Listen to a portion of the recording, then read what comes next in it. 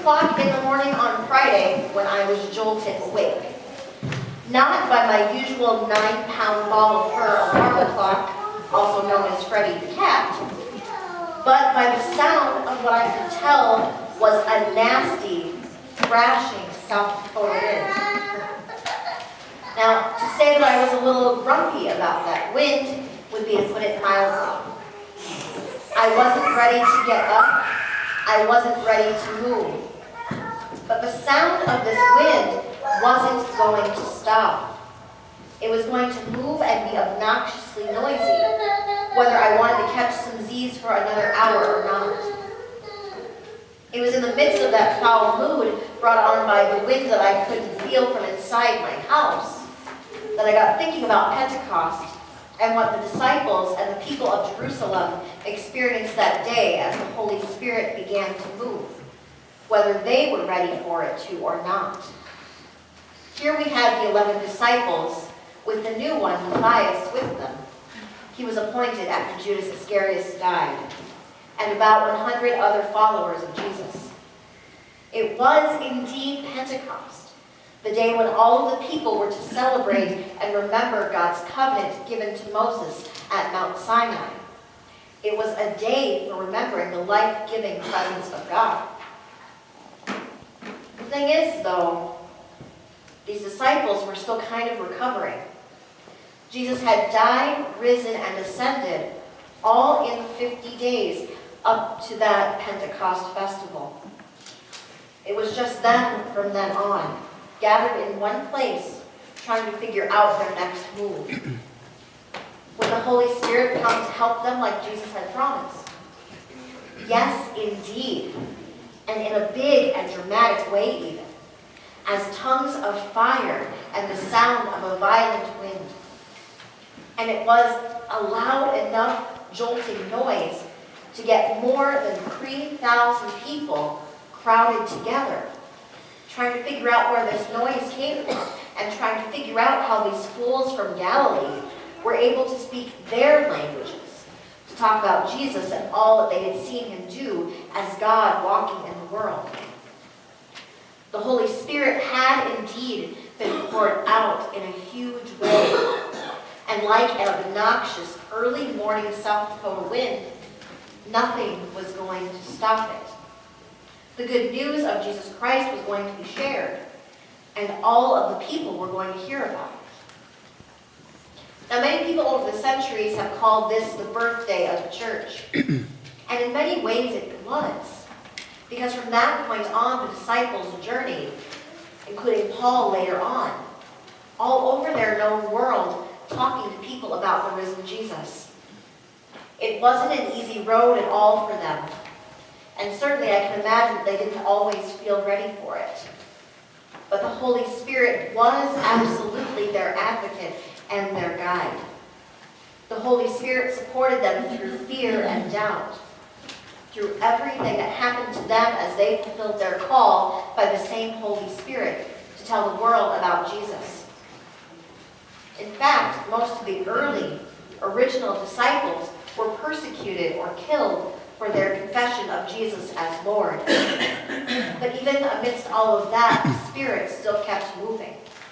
The Spirit of God continued to wash over all kinds of people, filling them with a passion or a fire for sharing the love of Jesus Christ with the world.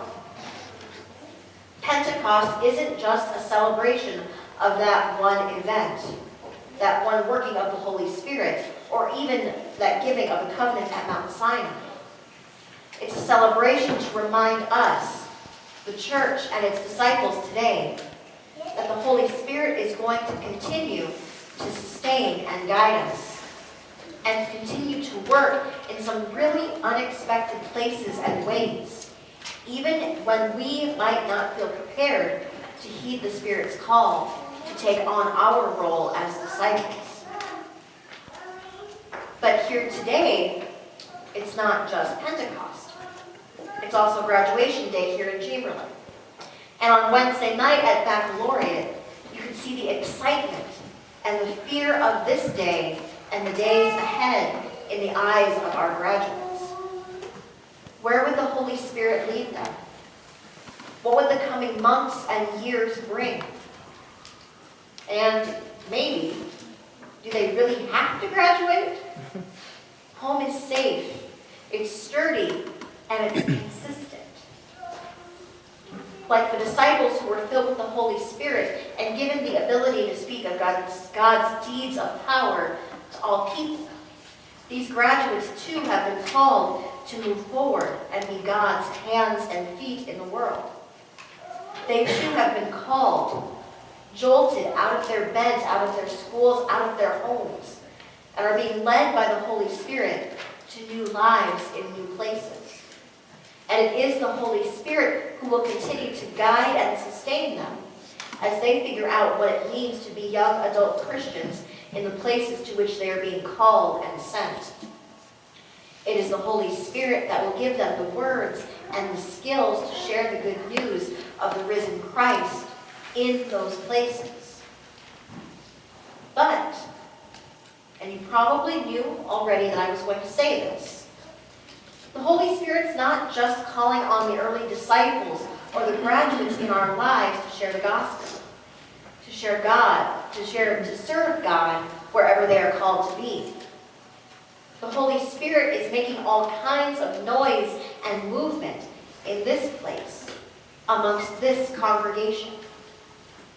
Whether we like it or not, whether we think we can do it or not, God is beckoning us also to share the gospel in whatever ways the Spirit has given us the ability to do so. The good news of Jesus Christ will continue to be shared in this place and really all around the world through the disciples here at Trinity Lutheran Church. Now, sure, we can try to ignore it, this calling of the Holy Spirit. We can be grumpy when we feel the Holy Spirit's nudge at us to participate in this place in ways that are out of our comfort zones. We can insist that we don't have the skills to tell others about the good news found in the life, death, and resurrection of Jesus Christ. But like the wind that woke me up so rudely on Friday, the Holy Spirit is still going to blow and rush at us. It is still going to call us to be church in one way or another.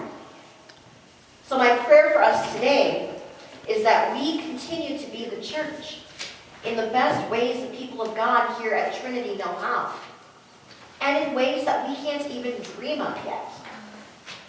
My prayer is that we continue to tell the stories of how God has moved in this place, of how God has renewed us in times of want or scarcity, provided for our lives and ministry in this place when we've lost hope, or perhaps if we wondered if God was even still here at all, of how God, through the prodding of the Holy Spirit, has empowered you to serve God's children through local and not so local ministries. And now even, maybe I should say especially, how each one of you has found ways through word or action to tell someone of the greatness and goodness of God found in Jesus Christ. And I know you have. And you're all pretty great at it, even if you won't admit it. On Pentecost, we get to remember the giving of God's law. We get to remember the Holy Spirit's descent upon the disciples and upon the ears of all kinds of people in Jerusalem. But let us not forget that Pentecost is not just a time for remembrance. It's a time of action, and it's a time of discernment. It's a time when we get to see that the Holy Spirit isn't through with us yet, that God is still active and calling us to be active in sharing the gospel. So as you go about this Pentecost and graduation day, be on the lookout for the working of the Holy Spirit.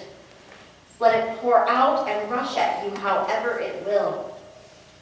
You might just see some pretty interesting things happen.